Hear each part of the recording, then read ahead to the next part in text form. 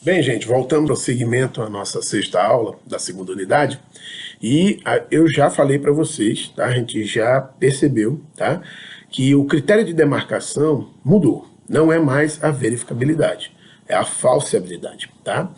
E, consequentemente, é por isso que eu não consigo, né, dizer ou afirmar que a astrologia seja um conhecimento científico ou que detém algum tipo de conhecimento científico.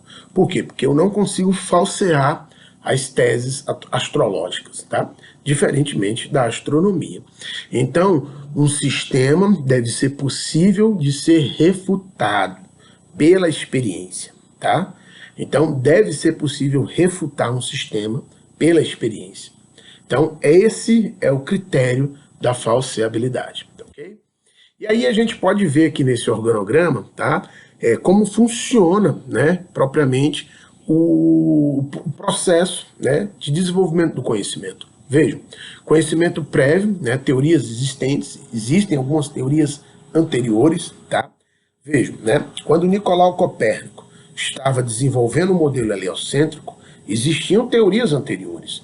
Existia a teoria de Ptolomeu, né, que era a teoria teocêntrica, teocêntrica não, geocêntrica, né? A gente tinha Aristóteles que corroborava com essa ideia, mas ainda, né, na filosofia dos antigos, né, a gente tinha, por exemplo, um teórico chamado Aristarco, né, que era um filósofo. Ele tinha como modelo não o geocentrismo de Ptolomeu, mas um modelo heliocêntrico. Ele desenvolveu um modelo heliocêntrico, mas o modelo dele foi desacreditado, né? Na época, se eu não me engano, ali é o século II a.C., Ptolomeu é século II depois de Cristo, né?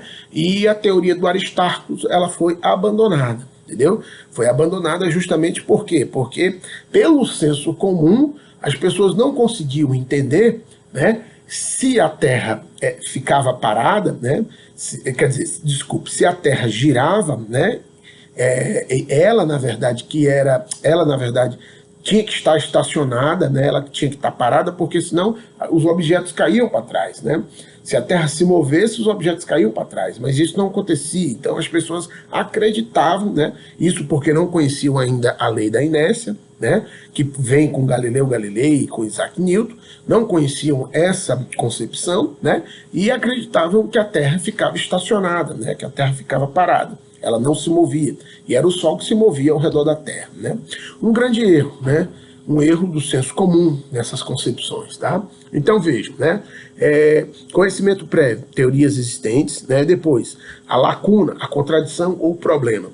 Tinha contradições e problemas, tá, no teorema de Ptolomeu, na teoria ptolomaica, né? Ele não conseguia resolver algumas questões que eram imprescindíveis para o entendimento, né, do sistema, né, dos planetas, como funcionava esse sistema. Então a gente tinha um problema, se apresenta um problema. Então novas conjecturas, né, novas hipóteses, novas soluções. Surge o modelo heliocêntrico de Nicolau Copérnico, tá? Uma teoria, tá? Uma teoria tentativa, tá? Consequências falseáveis, enunciados deduzidos, depois técnica da falseabilidade. Ou seja, que técnicas são essas? É a testagem, a observação, entendeu? E a análise dos resultados. Quando Galileu Galilei pega a teoria de Copérnico, teoria heliocêntrica, e quando ele desenvolve, por exemplo, o telescópio, né, quando ele constrói o telescópio, aquilo ali permite a ele, né, cada vez mais corroborar o que o Nicolau Copérnico já tinha falado. E desacreditar, ou seja, falsificar, de fato, as concepções aristotélicas e de Ptolomeu, ptolomaicas, tá? Então vejam, né? Com a testagem, né, a gente consegue fazer isso. Experiência e observação, né? A análise dos resultados, né? A avaliação das conjecturas, soluções ou hipóteses. Aí o que acontece? Isaac Newton vai dar prosseguimento a essas questões. Só que outros problemas também vão se apresentar. Outras questões vão se apresentar. É por isso que ele desenvolve cada vez mais um modelo matemático para dar suporte a essas questões, entendeu? Para dar suporte às observações, porque não bastavam simplesmente as observações. E aí a gente tem a teoria da gravidade. Teoria da gravitação universal, né?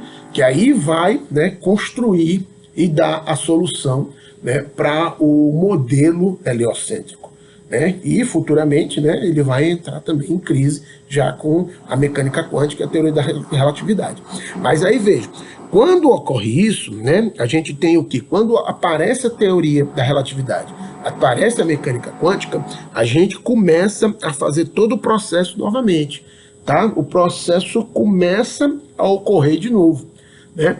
Conhecimento prévio, teorias existentes, problema e, né, hipótese e por aí vai, tá?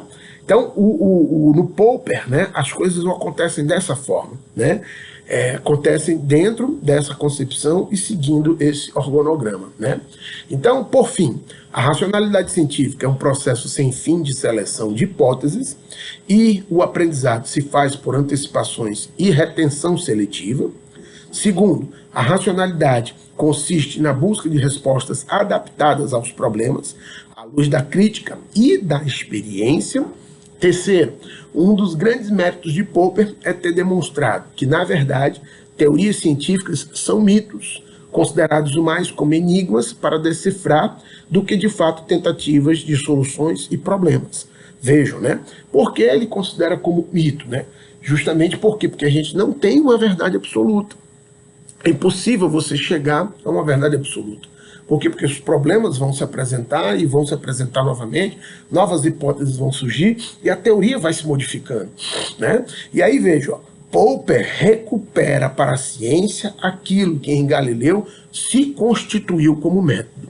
Fazer ciência é conjecturar, idealizar, buscar mesmo nos mitos uma possibilidade de verdade, onde todas as fontes de conhecimento são legítimas, mas nenhuma é pura ou infalível, tá?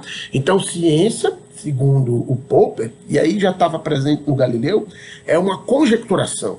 É você ir fazer uma idealização de um processo, buscar mesmo, aí os mitos, eles retomam, eles se retornam a nossas concepções, né? Eles voltam a nos ajudar, né? A gente vai perceber isso, tá? Vejam, né? O importante é o verossímil, o falível, que não são propriedades da mente, mas das teorias mesmas, o que exige a renúncia do ideal de certeza definitiva em proveito do ideal de crescimento do conteúdo da verdade das hipóteses, tá? Então a gente, de certa forma, como eu disse, né, a gente não tem aquela certeza absoluta, definitiva. Isso é impossível, segundo Karl Popper. Então a gente tem o quê? A gente tem uma crítica definitiva, na verdade, o começo de uma crítica, porque outros teóricos vão fazer isso, ao positivismo e ao Círculo de Viena, né? Que queriam, porque queriam uma certeza definitiva. Não existe, não é possível, né? Aí vejam, uma das glórias da teoria de Newton foi o fato de que ela resistiu a observações posteriormente subsequentes, mais precisas do que seria possível na época em que ele a formulou, ou, né, que ele formulou-a, né?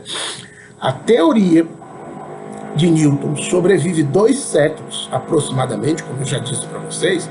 Por quê? Porque sobrevive às observações posteriores. Até a mecânica quântica, até a teoria da relatividade, a gente não tinha uma teoria, né, que conseguisse sobreviver a tais observações. Então, é por isso que a teoria de Newton ela se manteve robusta, ela sobreviveu, tá? Veja um exemplo, né, que eu tirei do livro do James Clerk, né? Como exemplo, temos que Newton fez afirmações que podiam ser testadas. Aí vejam, ele criou algumas hipóteses anteriores, né? E aí a gente buscou, outros cientistas buscaram fazer o teste. O processo de falseabilidade está bem aqui, claro, nessa passagem aqui do livro do James Clerk, tá? Mas a gente vai fazer o seguinte, a gente vai voltar na próxima aula justamente aqui para tratar desse assunto, né? Porque o nosso tempo está expirando aqui, né? Mas vamos voltar, entendeu? Justamente aqui nessa concepção, entendeu? Nesse exemplo sobre o Newton, para a gente poder entender um pouco melhor essa questão da falseabilidade. Valeu, gente. Muito obrigado. Um abraço.